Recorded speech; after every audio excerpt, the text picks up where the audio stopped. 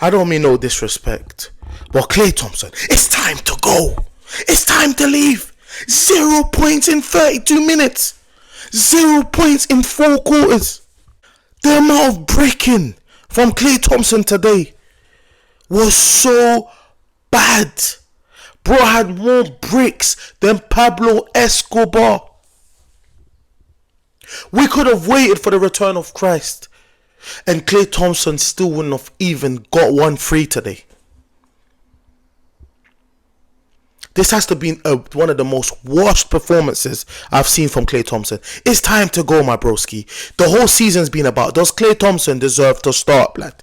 I mean, does he deserve a new contract? Is this the end for Klay Thompson or the Golden State Warriors? I believe it's the end now, bro. You don't want the same issues next year, because he's not accepting that he's a bench player. At the beginning of the season, he was playing awful. He got put on a bench. Then he started playing better coming off the bench. The last 10 games, he came back in the starting lineup and started to cook. But this is when we needed him to cook.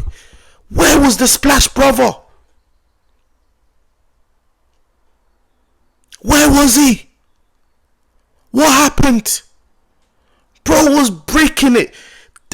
Oh my God, man. This is one of the most frustrating games of the season, man. There was literally no margin for errors in today's game, bro.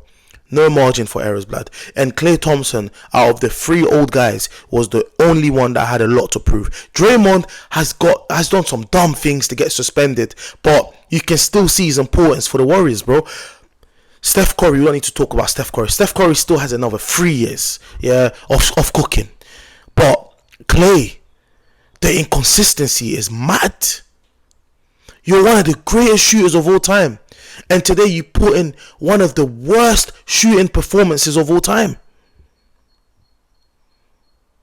Today, if you cooked, if you gave Steph Curry a bit of help, Steph Curry was shaking his head. In that 3rd quarter, Steph tried everything.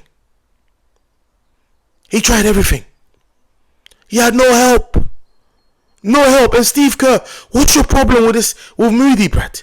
The guy comes on, he cooks a 3, then you bench him for the rest of the game, and you bring him on when the team's down by like 15 points, bro. We all know that boy can shoot. You know Klay's having a shocking day.